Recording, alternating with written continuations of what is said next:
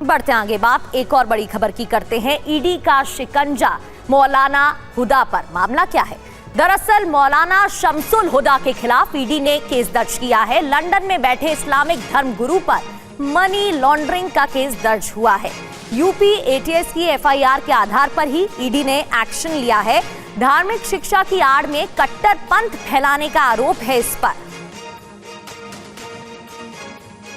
तो आरोप यह है कि धार्मिक शिक्षा की आड़ में कट्टरपंथ फैलाता था, लोगों को जोड़ता था और शिक्षा देने के बहाने ही कट्टरपंथ फैला रहा था। मौलाना शमसुल हुदा खान पर अब शिकंजा ईडी ने कसा है और कार्रवाई की जा रही है। लंदन में बैठे हुदा पर ईडी ने दर्ज किया है मामला। मौलाना शमसुल पर मनी लॉन्ड्रिंग का केस दर्ज हुआ है। यूपी एटीएस की कार्रवाई बताई जा रही है, जहां यूपी एटीएस की एफआईआर के आधार पर केस दर्ज किया है ईडी की टीम ने। एजेंसियां विदेशी संपर्कों की भी पड़ताल कर रही है। फंडिंग नेटवर्क, विदेशी लिंक, संपत्तियों की जांच जारी है। ब्रिटेन में कट्टरपंथी संगठन से संबंध होने का भी शक है और हर पहलू से अब जांच हो रही है। शमसुल के पाकिस्तान जाने के भी संकेत मिले हैं। पाकिस्तानी चरमपंथी संगठन से संपर्क का भी कनेक्शन मिला है। अब जांच हो रही है। पाकिस्तानी संगठन दावत ए इस्लामी से भी हुदा जुड़ा हुआ था। तो अब इस पूरे केस में हर पहलू से जांच हो रही है, क्योंकि पाकिस्तान से भी कनेक्शन निकलकर सामने आया। लेकिन है कौन शमसुल हुदा खान, ये भी समझ लेते हैं। 1984 में सरकार सहायता प्राप्त मदरसे में शिक्षक बना था।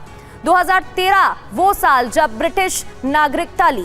2017 तक वेतन लेता रहा, बिना भारत में रहे और बिना पढ़ाए वेतन लेता रहा और फिर कट्टरपंथ फैलाने का काम किया। ऐसे आरोप उस पर लग रहे हैं।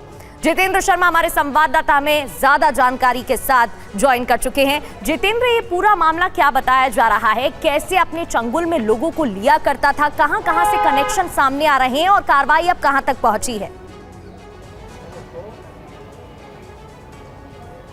जी बिल्कुल, देखिए पिछले कई सालों से लगातार ये मौलाना ईडी के रडार पर था। लगातार जो शमशुल है उसको लेकर ईडी अपनी तफ्तीश कर रही थी पीएमएलए के तहत। लेकिन जानकारी ईडी को हाल ही में मिली कि उसकी एनजीओ के जरिए उनके अपने पर्सनल अकाउंट में, यानी कि शमशुल, उसके बेटे, उसकी पत्नी के अकाउंट में करोड़ों रुपया आया है, जो कि एनजीओ के नाम से आना था, एनजीओ के अकाउंट में जाना था, लेकिन उसका इस्तेमाल ये अपने निजी तौर पर कर रहा है। तो उसके बाद ईडी एक्टिव हुई। इसके अलावा ये भी पता चला ईडी को कि दरअसल उसने संत कबीर नगर और इसके अलावा उत्तर प्रदेश के कई अलग अलग इलाकों में प्रॉपर्टी भी खरीदी है, तकरीबन 20 करोड़ रुपए की। और इस प्रॉपर्टी का कोई भी हिसाब किताब शमशुल की तरफ से नहीं रखा गया।